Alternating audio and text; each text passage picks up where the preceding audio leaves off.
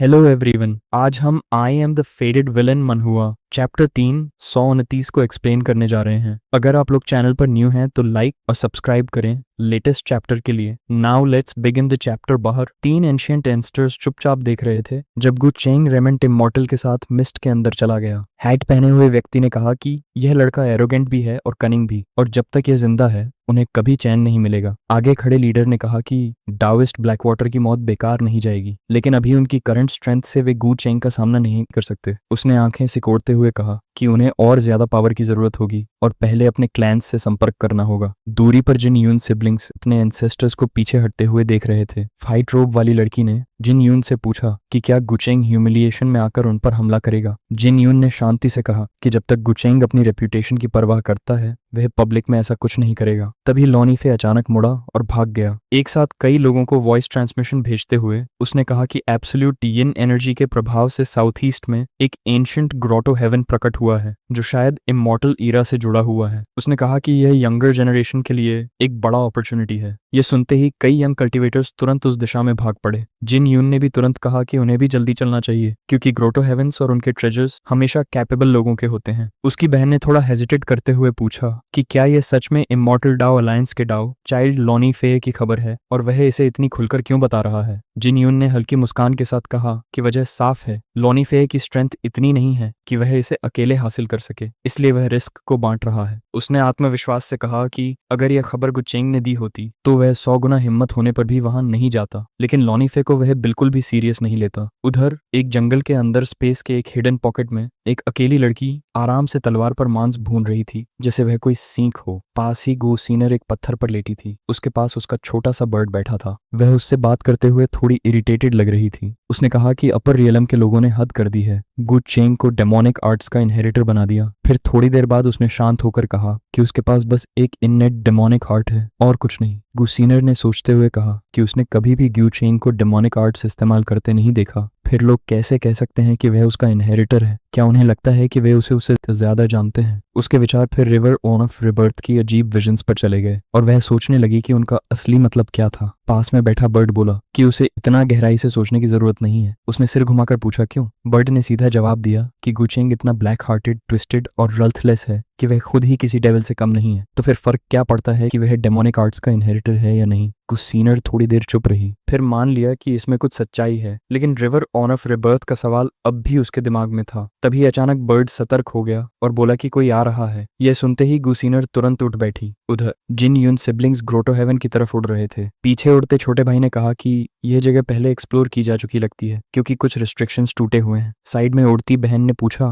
कि क्या यह जगह पहले ही किसी ने ले ली है। जिन यून ने शांत स्वर में कहा कि इमॉर्टल की छोड़ी हुई चीजें कोई आम इंसान हासिल नहीं कर सकता। अगर यहाँ सच में कोई अपॉर्चुनिटी है तो वह सिर्फ उसके हाथ ही आएगी। तभी उनके छोटे भाई ने कहा कि 6th crown prince, heavenly phoenix maiden और कई दूसरे लोग भी वहां पहुंच चुके हैं। जिन यून बस हल्का सा मुस्कुराया और उन्हें आश्वस्त किया कि उसका डाउ प्रोटेक्टर भी उसके साथ है, इसलिए डरने की कोई बात नहीं है। वहीं दूसरी तरफ गो फैमिली के डोमेन के अंदर एक सिक्लूडेड रेस्टिंग चैम्बर में तेज सुनहरी रोशनी फैल रही थी। उसके बीच में एंशिएंट हेवनली वेनेरेट बैठा हुआ था, कुछ रिफाइन करने की कोशिश कर रहा था। जैसे जैसे उसका ध्यान और गहरा होता गया उसने देखा कि उसके सामने जो रन्स हैं वे किसी बहुत ही पुराने युग से जुड़े लगते हैं, शायद सेलेस्टियल एंशिएंट एज से भी पहले के। क्या उनका संबंध 9 नेथर्स से हो सकता है? क्या उसे एक बार और रिफाइन करने की कोशिश करनी चाहिए? शायद अपने कल्टीवेट किए हुए एंशिएंट यूनिवर्सेस के साथ एक्सपेरिमेंट करने से कुछ रिजल्ट मिले। उसकी आंखें सिकुड़ गईं जब उसने पैटर्न्स को ध्यान से देखा। कुछ गड़बड़ था। ये रन्स अधूरे थे, जैसे किसी ने जानबूझकर इनके साथ छेड़छाड़ की हो। अगले ही पल उसकी आंखें खुल गईं। उसे सब समझ आ गया। उसके दिमाग में तुरंत गुचेंग का नाम आया। कोई शक नहीं, इन्हें कलेक्ट करते वक्त उसी ने कुछ किया था। अगले ही पल एंशिएंट हेवनली वेनेरेट अचानक डोरवे पर प्रकट हुआ। उसने पास खड़ी सर्वेंट की तरफ ठंडी नजर से देखा और पूछा कि उसका यंग मास्टर कहाँ है। सर्वेंट तुरंत झुक गई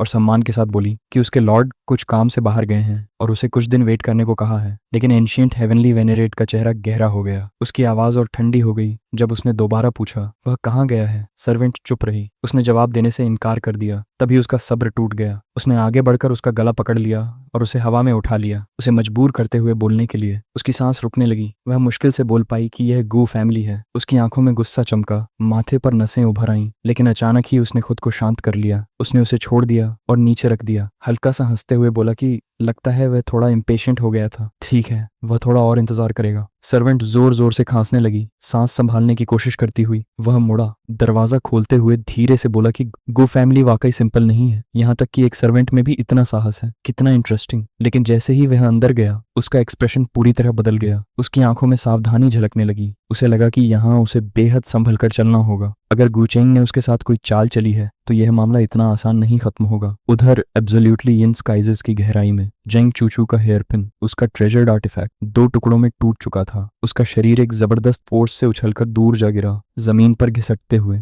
जब वह रुकी, उसका पूरा शरीर खून से लथपथ था, होश लगभग जा चुका था। उसके ऊपर वह विशाल बेमौत फिर से अपना पंजा उठाता है, आखिरी बार करने के लिए। लेकिन उसी समय एक तेज रोशनी हवा को चीरती हुई आई। एक फ्लाइंग स्वॉर्ड ऊपर से उतरी और सीधे उसके हाथ को भेद दिया। उसका अटैक वहीं रोक दिया। गुशेंग पल भर में वहां पहुंच गया। वह जेंग चूचू के पास उतरा। उसकी नजर तेज हो गई। उसने तुरंत पहचान लिया, यह एक करप्टेड ब्लैकेंड बेहेमोथ है। कोई हैरानी नहीं कि वह इतनी मुश्किल से बच पाई। उसने बिना देरी किए आदेश दिया। एयर को इमॉर्टल स्लेन गार्ड और सुप्रीम डायग्राम लेकर बिना रोक टोक अटैक करने को कहा। एयर ने बस सिर हिलाया। गुचेंग ने जल्दी से एक पिल निकाली और जेंग चूचू के मुंह में रख दी। उसे कहा कि डरने की जरूरत नहीं है, इसे निगल लो, तुम जल्दी ठीक हो जाओगी। उसी समय बेमोथ और रेमिनेंट इमॉर्टल के बीच जबरदस्त टक्कर हुई, जिससे शॉकवेव्स चारों तरफ फैल गईं। लेकिन इतनी पावर के बावजूद बेहेमोथ ज्यादा देर टिक नहीं पाया। एयर के लगातार अटैक से वह पीछे धकेला जाने लगा। एयर ठंडी आवाज में बोला कि इतनी घटिया बीस्ट यंग मैडम को चोट पहुंचाने की हिम्मत कैसे की, इसे मरना ही होगा। वह लगातार उसे पीछे धकेलता रहा। इधर गुचेंग जेंग चूचू के पास रहा, उसे सपोर्ट करता हुआ। उसकी बॉडी के वॉन्ट्स तेजी से हील होने लगे। उसकी आंखें हल्की हल्की खुलीं। उसने उसे पहचाना और धीमी आवाज में पूछा,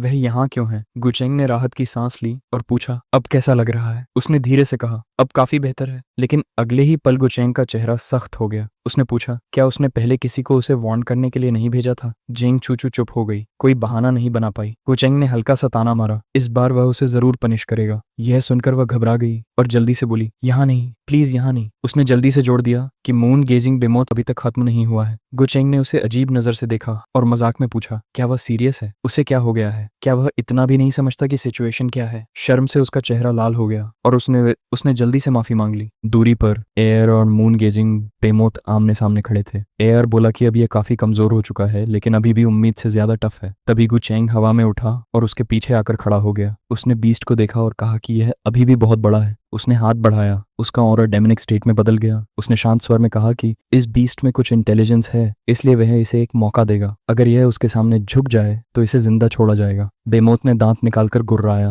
और दोबारा उसकी तरफ झपटा। उसने गुस्से में कहा कि वह कभी भी किसी का स्लेव नहीं बनेगा। लेकिन उसकी यह हिम्मत ज्यादा देर नहीं चली। अगले ही पल उसे इतनी बुरी तरह दबा दिया गया कि उसका विशाल शरीर सिकुड़कर एक हाउस कैट के बराबर गया। गुचेंग ने उस छोटे से मून गेजिंग बेमौत को जेंग चूचू को दे दिया। वह हैरानी से उसका पेट छूते हुए बोली, क्या यही वही बीस्ट है जिसने उसे इतना बुरी तरह हराया था? गुचेंग ने कहा कि उसे अंडर एस्टिमेट मत करो, यह बस टेम्परेरीली सप्रेस किया गया है। फिर उसने कहा कि अब उन्हें वापस चलना चाहिए। उधर जिन यून सिबलिंग्स ग्रोटो हेवन पहुंच चुके थे। एक पहाड़ी के किनारे खड़े होकर छोटा भाई सोच रहा था कि क्या जिन यून सच में इमॉर्टल इनहेरिटेंस हासिल कर पाएगा। उसकी बहन हल्का सा हंसकर बोली, यहाँ मौजूद लोगों में उसके अलावा और किस में यह काबिलियत है? वहीं जिन यून एक चमकते हुए गोल्डन फ्लावर के पास पहुंचा। उसकी आंखों में एक्साइटमेंट था। उसने कहा, ये जरूर इमॉर्टल इनहेरिटेंस होगा। क्या ये इमॉर्टल पिल है या कोई डिवाइन आर्टिफैक्ट? जैसे ही उसने हाथ बढ़ाया, पीछे से एक आवाज आई, कोई जरूरत नहीं, इसमें कुछ भी नहीं है। जिन यून तुरंत मुड़ा। उसकी भौहें सिकुड़ गईं। उसने पूछा, कौन है? जैसे ही उसने सामने वाले को देखा, वह शॉक में आ गया। वह लॉनी फी था। जिन यून ने उसे ध्यान से देखा और कहा कि